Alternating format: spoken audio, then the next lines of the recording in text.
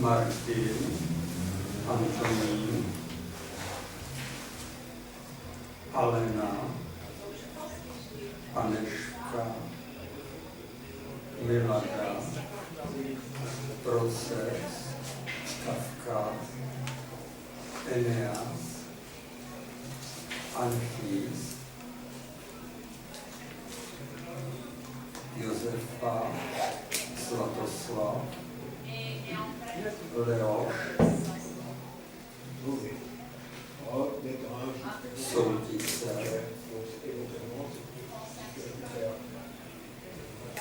Ríša, Zuzanka.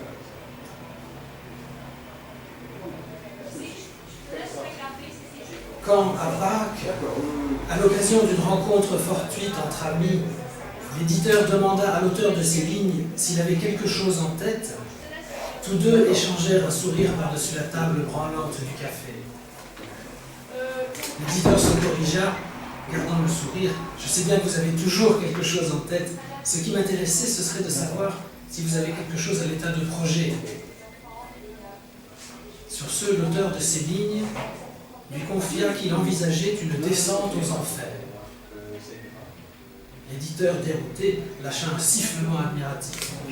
Autour de la table, les autres aussi affichèrent des mines surprises, solennelles, voire sceptiques. Une seule chose lui était claire, Martin y retrouverait Antonín. Pourtant, il cherchait depuis des mois déjà par où commencer. À force de patauger, il finit par se dire que la descente aux enfers pourrait être sans commencement. De prime abord, l'idée l'enthousiasma, mais ensuite, en essayant de la concrétiser, il comprit qu'il n'y avait pas moyen de se passer d'une entrée en matière. Dire même que la descente de Martin en quête d'Antonín, son père, ne commençait nulle part, ce serait toujours un commencement. Et ce ne serait même pas vrai d'ailleurs. Tous les héros sont partis de quelque part. En cela, ils ne se distinguent pas du commun des voyageurs. Bien sûr, le commencement d'une descente aux enfers se devait d'être en quelque sorte proportionné à l'importance de toute l'entreprise. En tournant et retournant le problème dans sa tête, il revenait de plus en plus souvent au café où il avait, pour la première fois, touché mot de son projet. Le monde d'en bas ne lui avait jamais été indifférent, mais le déclencheur, ce qui l'avait fait définitivement opter pour ce thème, ce fut la question de son éditeur. Et puis, il y avait eu ce sifflement admiratif, encourageant donc, venu se graver de façon ineffaçable dans son vécu du mot lâché. Ou peut-être aussi la raison de ce commencement au café était-elle à chercher dans la mauvaise conscience dont l'auteur de ces lignes souffrit ensuite de retour de chez lui, au point de ne presque pas fermer l'œil de la nuit, malaise moral qu'on peut difficilement mettre sur le compte d'une simple causerie entre amis. La soirée en elle-même avait été, après tout, une soirée comme les autres. Il fut ainsi conforté dans l'intime conviction de se trouver, quant à l'intention qu'il voulait dans sa tête, au lieu le plus propice. Ce n'est qu'en lien avec l'autre monde que les cauchemars se dotent d'un sens assez irréfutable pour en faire aussi la clé de compréhension de la suite de tout ce qui arrive par ailleurs. Si, d'un côté, il semble aller de soi qu'une descente aux enfers donne des remords, voire se reconnaissent aux remords éprouvés, le contraire n'est pas non plus impossible. Il n'y a rien à attendre ici des lumières de la logique. Aussi, la description portera-t-elle non pas sur la recherche des causes logiques, mais sur la rencontre fortuite de Martin et d'Alena au milieu de la foule, juste avant la scène du café. En disant à Alena où il allait, Martin demanda si elle n'avait pas envie de venir avec lui. Là-dessus, celle qui était toujours prête à l'accompagner n'importe où, répondit sans hésiter pour une fois qu'elle aimait mieux rentrer. Il ne tenta pas de lui faire changer d'avis, et elle non plus n'eut pas un mot pour le détourner de passer la soirée avec ses amis. Ensuite, pendant la nuit, il se reprocha surtout de n'avoir pas fait comme elle et choisi lui aussi de rentrer directement. Il s'imaginait en même temps, avec une intensité non moindre, qu'Helena était pour sa part exemptée de regrets. Mais comme déjà dit, il ne peut pas y avoir de rapport entre la culpabilisation et une soirée entre amis au café. Il s'ensuit que ce café-là n'était pas qu'un café. Pour Martin du moins, il avait le sens d'une rupture. Ce qui n'empêche que l'auteur de ces lignes, en se demandant où aller à partir de là, n'arrivait à rien. Il puisa un encouragement problématique dans une enveloppe au nom d'Antonine, trouvée par Miranda dans sa boîte aux lettres. L'enveloppe contenait des clés, sans un mot et sans indication de l'expéditeur. Et toujours à Pâques, Martin arriva de nouveau dans la traduction du procès de Kafka à la fin d'un paragraphe qui, plus que d'autres, l'obligeait à penser à Antonine, étant celui sur lequel leur traduction à quatre mains avait pris fin. D'un instant à l'autre, il allait subir quelques profondes métamorphoses dont il ne voulait pas rater le spectacle. La jeune fille comprit la première que le comportement de A était dû à un léger malaise. Elle approcha un fauteuil et demanda « Vous ne voulez pas vous asseoir ?» A s'assit aussitôt, appuyant ses coudes sur les accoudoirs pour se tenir plus solidement. « Vous avez un peu le vertige, n'est-ce pas ?» fit la jeune fille. « Cela n'a rien d'extraordinaire. Le soleil tape ici presque tous les jours. L'air est à peine respirable. Vous ne vous sentez pas déjà mieux ?» Il se sentait un peu plus mal encore.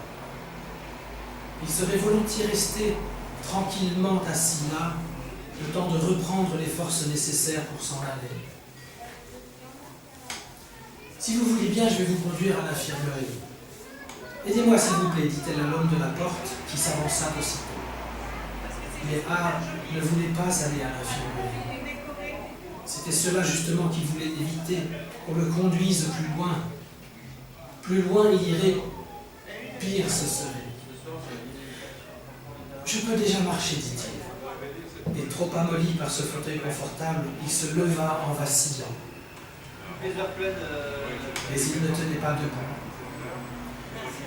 « Ça ne va pas, fit-il, secouant la tête, et il se rassit en soupirant.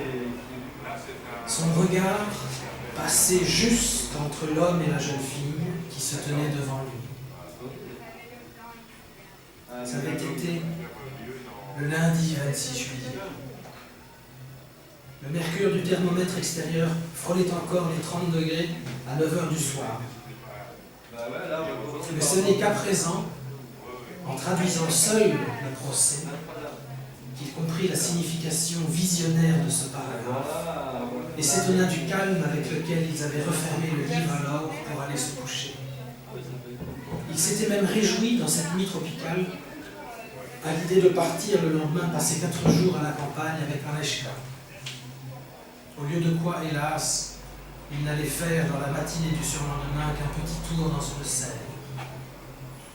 Raison de plus pour ne pas nous étonner si Martin juge ses projets actuels plutôt incertains. Antonine, cependant, lisait de son côté, à Pâques toujours, les paroles d'Aîné demandant qu'il lui soit permis d'aller revoir son père en Chine. La phrase lui fit venir les larmes aux yeux. Sans pressentiment particulier, il se dit qu'il devait bien y avoir autre chose encore derrière les notions que lui inspirait l'entreprise d'Aîné. Or, qui eût cru que cette autre chose serait une échoppe de cordelier dans un passage souterrain. Ce n'est qu'en y arrivant que Martin le comprendra vraiment et pourra lui aussi aller plus loin. Transporté à travers des tunnels, il refait surface dans une contrée qui, grâce à Antonine, lui est d'emblée très cher. Il se déplace à quelques mètres au-dessus des rues calmes et désertes, entre des rangées de maisonnettes pittoresques à un étage. Inopinément, il pousse la porte de l'une des maisons et entre dans la cuisine. Antonine vient de sortir du four un repas de bienvenue et il est justement en train de servir. Au cours de ce dîner de fête, il raconte ce qu'il vient de lire sur Aîné. C'était incroyable, je te dis pas. Martin approuve. Incroyable, ça l'est toujours. Je n'oublierai jamais, comme j'ai flairé déjà dans l'escalateur, l'odeur de cette cordonnerie. Je t'attendais, va. En fait, leurs retrouvailles se déroulèrent exactement comme tous deux en avaient rêvé. Le silence contre nature auquel ces régions doivent leur apparence de sécurité n'a pourtant d'autre cause que l'intervalle infime qui les sépare du monde environnant, écart dont Martin sera enchanté au premier regard. Il n'a jamais encore rien vu de comparable. Sans doute les intervalles serrés n'ont, généralement parlant, rien d'exotique, mais celui-ci prend dans son exiguïté une place infinie. On ne peut y passer au plus que la main, et cela sans dépasser le rebord. Pendant qu'ils font la vaisselle, le ciel s'assombrit et il se met à pleuvoir. Martin, le front collé à la vitre, est surtout vivement impressionné par les gouttes fouettant la face sombre de l'eau qui remplit à ras-bord une barrique placée sous le chéneau dans le petit jardin sur lequel donne la fenêtre de la cuisine. Il y a plusieurs éclairs. Près de la remise, un renard assis, parfaitement immobile, paraît guetter une proie tapie dans le buisson devant lui. Au bout d'un moment, le soleil reparaît. Il ne reste plus trace de la pluie.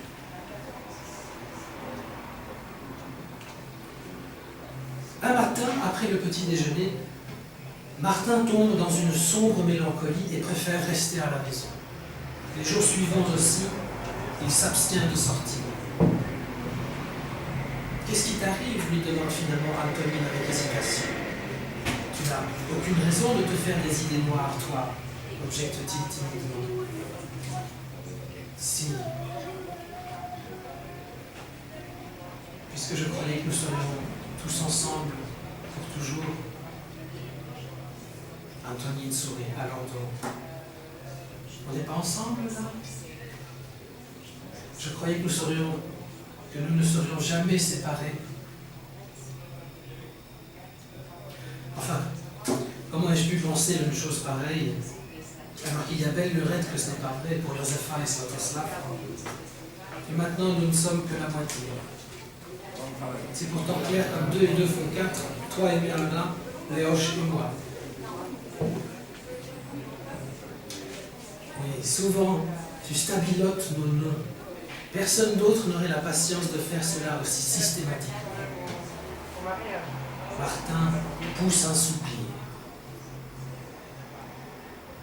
En pensée, oui, je suis toujours avec vous tous. Mais quand tu étais à l'hôpital, ça ne m'a pas empêché de partir à la montagne. Il faut croire que je ne savais pas ce que je faisais, sinon c'est inexplicable, ce ne sont pas des façons. Antonine ne veut pas cependant que de l'amertume vienne encore ajouter au trouble de Martin.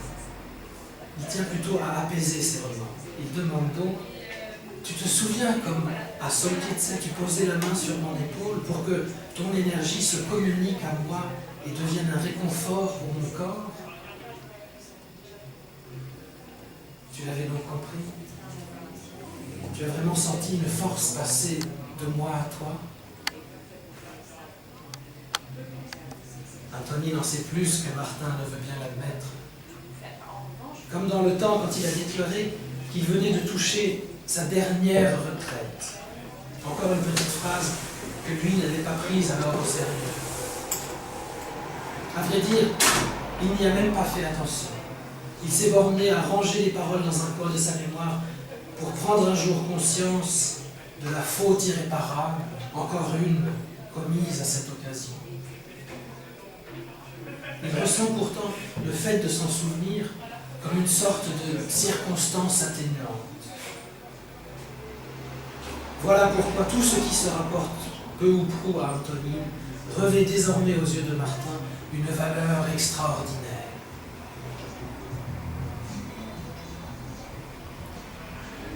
Installé devant une petite table longue et étroite, face à la fenêtre panoramique de sa chambre au 6e étage, Martin recopie des fiches dans un petit bloc griffé Gemma. De temps à autre, il lève la tête et observe l'invincible paroi rocheuse qui s'élève vers le ciel, presque à portée de sa main. On était à nouveau le vendredi 13, mais c'était en vain qu'il s'efforçait d'y revenir. Sur la première page du bloc, il avait inscrit des vers appris par cœur dans son enfance. Nous rendons brièvement grâce au Dieu, quel qu'il puisse être, de ce qu'aucune vie ne vit toujours, de ce que les morts ne se relèvent jamais, de ce que même la rivière la plus lasse finit par atteindre la mer. À la page suivante, le poème se répétait dans une autre traduction. Celle-là aussi avait son importance. Martin était tombé dessus un jour à Jasenice par un début de soirée du début de l'hiver. Dehors, il faisait déjà noir. Le livre ouvert à la main, il était passé de la bibliothèque à la table à manger où les autres étaient réunis.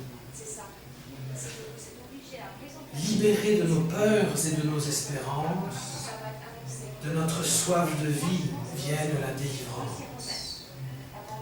Remercions les dieux que toute vie s'achève, rendons grâces au ciel que nul ne s'en relève, que même les plus lents et les plus las des fleuves trouvent au fond des mers le repos où ils peuvent.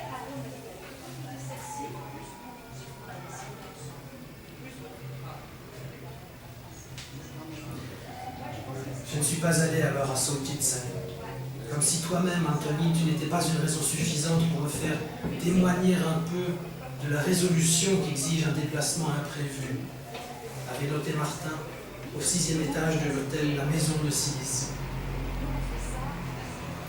Mais je t'ai laissé tomber même avant, trop souvent. Je n'étais pas toujours là près de toi. Je ne t'ai pas procuré de meilleurs soins, ne serait-ce que le calme dont tu avais besoin. Même Zuzanka en a fait plus que moi. Son toutou me garde ici à Port, ajoutant, c'est que je me suis occupé de Zuzanka quand elle était petite. Tu t'es occupé de moi aussi quand j'étais petit. L'instant d'après, il déconcerte Antonine en affirmant « En ce qui me concerne, tu ne m'as laissé tomber que 2 fois. Tiens, quand donc, rafraîchis-moi la mémoire. La première fois, quand tu ne m'as pas accompagné place Rolacek alors que j'étais déprimé. Mais je ne t'en avais rien dit, alors ne t'en étonne pas. Et l'autre fois, quand j'ai préparé des coupes glacées pour les 25 ans de Lisha, et que tu as dit que maintenant j'allais devoir trouver 1 million pour qu'il s'achète un appartement. Et où vois-tu là une trahison? Ce n'est pas ça, simplement, ça a gâché mon plaisir.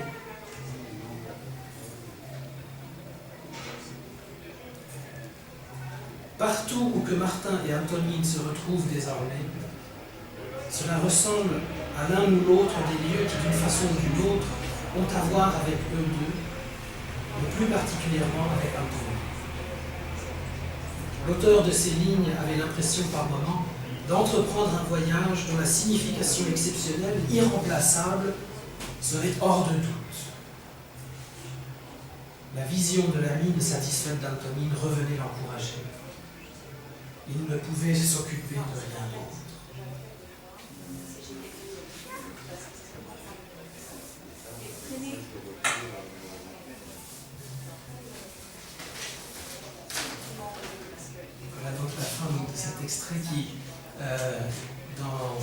suivre la célébration,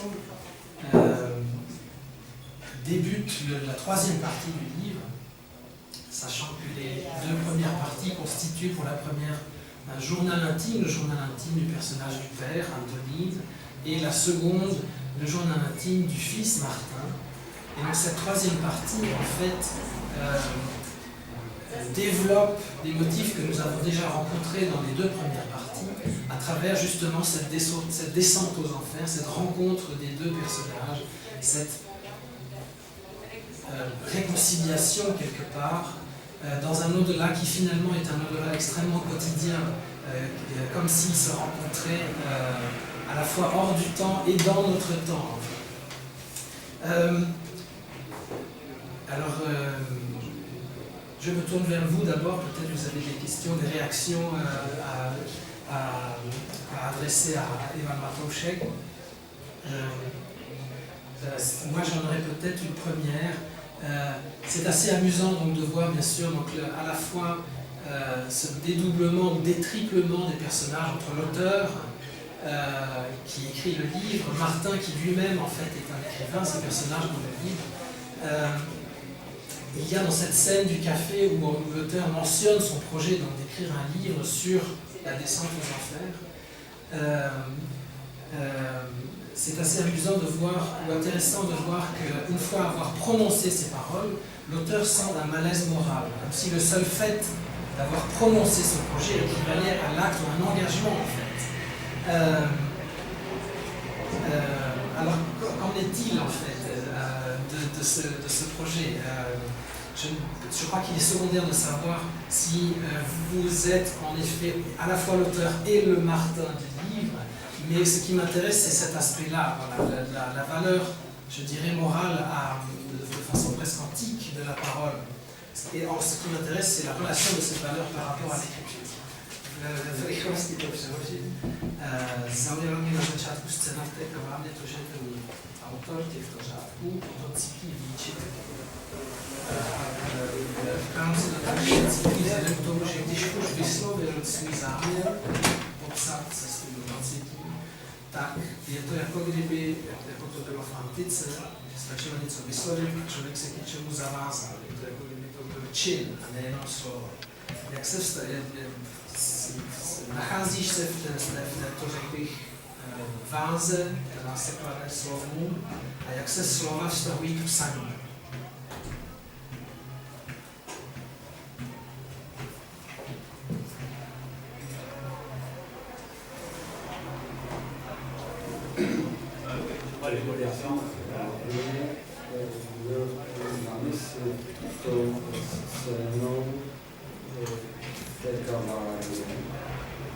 Takovouto situaci vůbec zpřítomnit. Takže jsem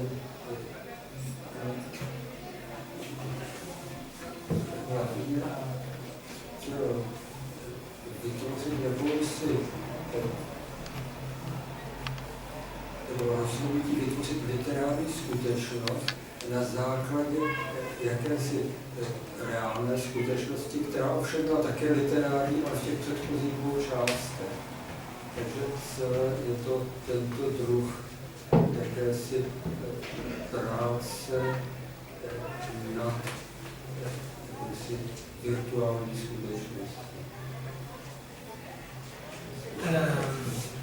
Ce qui m'importait surtout de faire en écrivant cette scène, c'était de rendre présent ce type de situation, c'est-à-dire de créer une réalité sur la base de deux autres réalités, donc les deux journaux intimes qui précèdent, donc en fait de travailler avec une réalité survirtuelle.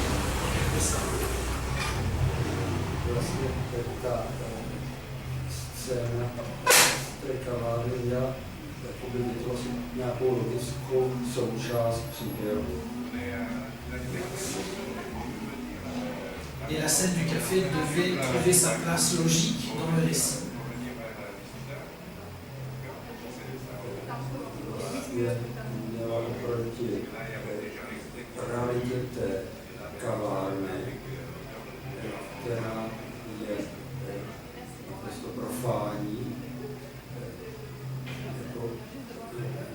jde, jak si vytvořit počátek se vstupu do posvětu.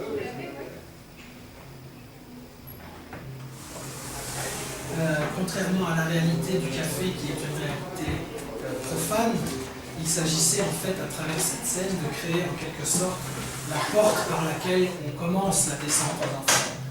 A protože ten autor těchto řádků byl v dobré společnosti, tak i ostatní patřičně na jeho snahu reagovali. Et comme il était en bonne compagnie, ses compagnons ont eu une réaction adéquate. A to už vlastně říkám, to, co jste slyšeli. Mais là, je paraphrase un peu ce que vous venez d'entendre. Řekl bych, až etické váze slov se nechceš vyjádřit. To může být člověk mohl cítit výčitky za to, že něco vyslovil a tím se k něčemu zavázal a má vůči tomu jisté obavy třeba, nebo nejistotu. Ano, ale to se neodehrává v té literatuře. Mluvím o tom, co předložila ta postava. Ale ta postava samozřejmě jako prožívá určitý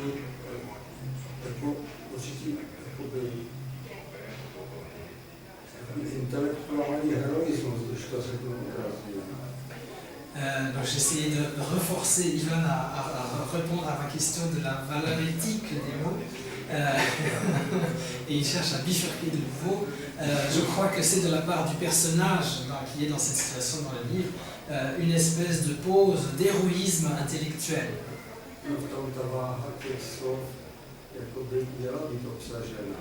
Mais il va de soi que je suis fermement persuadé du fait que les mots devraient avoir un poids. Této scéně v Kaváře, ale vlastně je rozvíjena ve všech následujících. Pokud se soustředí na tuto scénu, ale pokud se ten problém stále thématizuje i později. Mais nul besoin de se focaliser sur cette scène-là pour le montrer. Je crois que c'est visible dans l'ensemble du texte.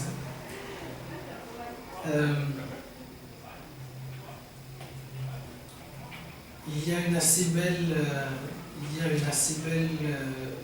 belle chose, cette phrase-ci, ce n'est qu'en lien avec l'autre monde que les cauchemars se dotent d'un sens au point d'en devenir la clé de compréhension de la suite de tout ce qui arrive par ailleurs.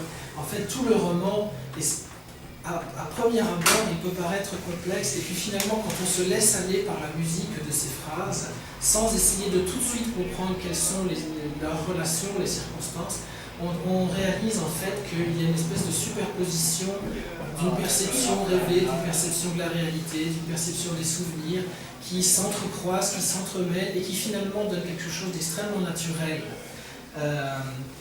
J'aimerais vous demander à quoi sert l'écriture. L'écriture sert-elle à retenir les choses qui sont dans notre mémoire, à fixer les choses, à les imiter.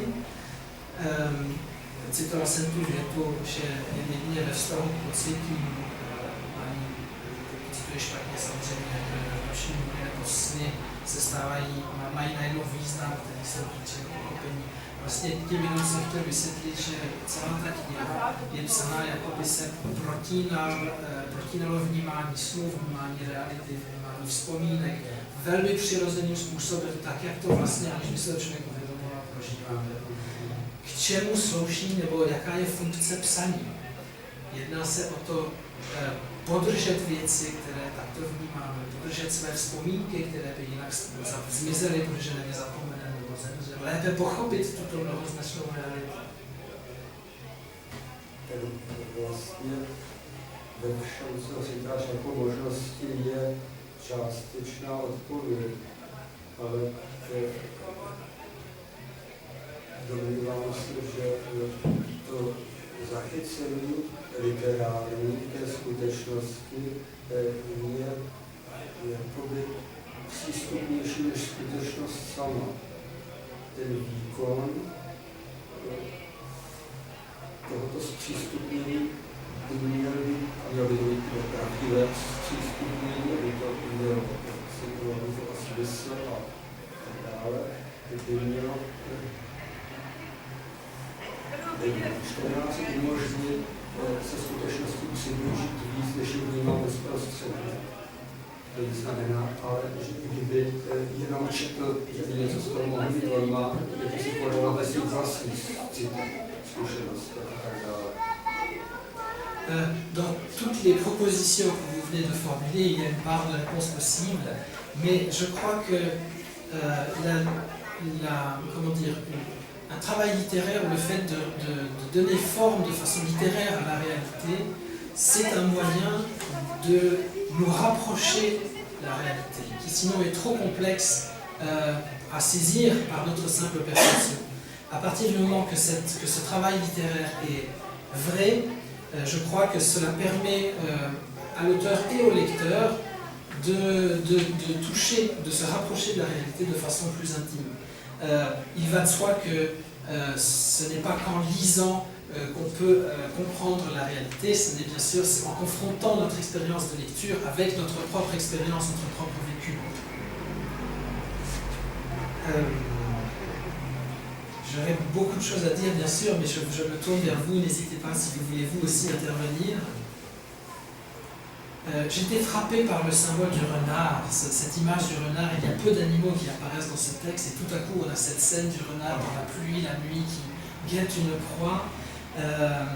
Est-ce que bon, c'est toujours très gênant de demander à un auteur d'interpréter son œuvre, c'est plutôt au lecteur de le faire, mais à quoi renvoie ce renard? Moi je pense forcément au renard qui accompagne Orphée aux enfers, parce on pourrait tisser bien sûr beaucoup de renvois intertextuels et penser à Homère bien sûr, à Ulysse qui ne descend pas aux enfers mais s'arrête à la porte et par le biais de Tirésias parle à sa mère, comme ici Martin parle à son père. Je pense à Virgile bien sûr, Énée en Anchise ont été cités dans le texte, à Dante. Qu'en est-il? Velmi mě zaujal motiv té lišky. Jo, tam není moc zvířat v tom textu a najednou se zde zjevuje tato liška v dešti v noci. Je vždycky trochu nepříjemné ptát se autora, aby sám interpretoval své dílo, ale jakou hodnotu má tento motiv? Já samozřejmě hned myslím na lišku, která doprovázela Orfea do pocitu. A vůbec ten text je plný možných odkazů, nebo přítomných nebo možných odkazů. Homerovi, k Virgiliovi, to zde byl jasný, k Dantovi. Mohl byste mu něco říct? Tak zase jenom protože Ivani sám si mě tu odpovědi nachystal, ale krom toho je to ještě to tajemství, které vnímáme na realizačních obrazech, nebo na obrazech hlavně potom, když toho období manieristického, kde tam bylo ve zvyku dát něco, co tu scénu jaksi přímo časem ilustrovalo, ale bylo to, jako by tam ta liška zaběhla z nějakého obrazu třeba lovu lišky. Takže tímto způsobem se v tom textu čtenář nabízí se tak ptát jako ty, co tam dělá ta liška. A pak na tu otázku třeba časem zapomene, ale vzniká takový jakýsi manieristický obraz, kde ta liška neustále přede soška lišky, nebo artefakt lišky, tam stále číhá na něco v keři, co tam něco na nebu. Alors vous avez vous-même préparé plusieurs réponses dans votre question, mais je pense ici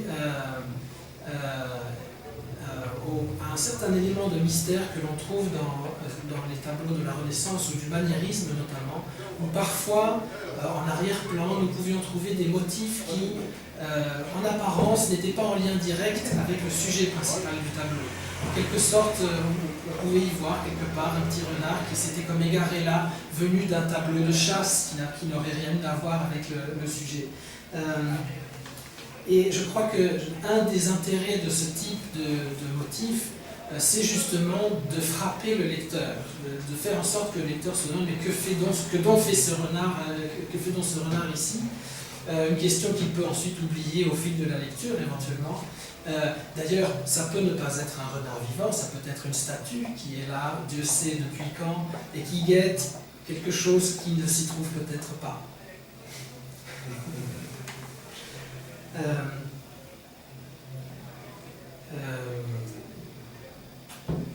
Encore une fois, voilà, je me tourne vers vous si vous avez des réactions. Je crois que je regarde ma montre, nous allons bientôt écouler, le temps est parti. Peut-être quelques mots au sujet. Alors, nous avons mis une petite fiche à l'entrée avec des informations biographiques concernant Evan Matouchek, une bibliographie bien sûr. Vous avez là un certain nombre de ses livres et le catalogue d'une exposition que nous avions organisée au Centre Tchèque, avec des productions de ces tableaux pour pouvoir un peu se faire une idée de l'étendue de son œuvre. Et le livre qui nous réunit aujourd'hui est un des deux traduits en français d'Evan Matouchek. Celui-ci est paru en 2009 à Prague et a remporté le principal prix littéraire, Magnesia Litera. Il a été publié en 2013 dans une traduction d'Eric Abrams aux éditions Noir sur Blanc. Voilà, je vous invite donc à le feuilleter, éventuellement à l'acquérir si vous voulez, à en parler à vos amis. Voilà. N'hésitez pas à piocher dans les brochures aussi de la Nuit de la littérature pour voir où se trouvent les autres lectures. Elles sont tout près d'habitude. Voilà. Nous avons maintenant donc à peu près 20 minutes entre cette rencontre et la prochaine lecture. Donc si vous voulez, n'hésitez pas à venir parler à l'auteur si vous le souhaitez ou à vous déplacer librement d'ici vers l'autre. Merci beaucoup.